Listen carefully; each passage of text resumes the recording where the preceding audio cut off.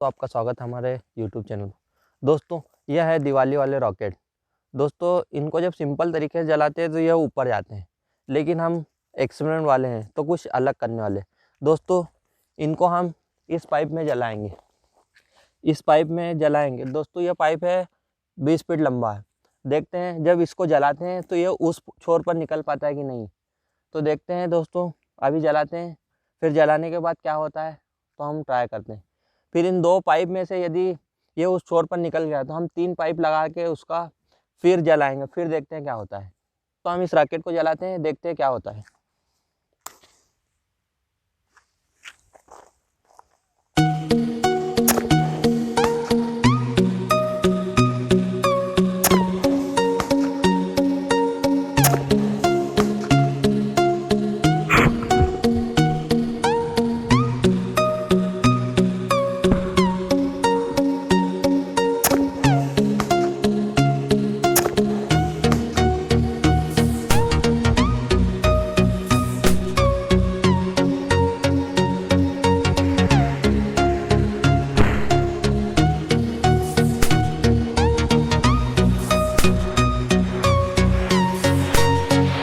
तो हमारा रॉकेट उस छोर पर निकला है, तो हमारा एक्सपेरिमेंट सक्सेसफुल रहा है।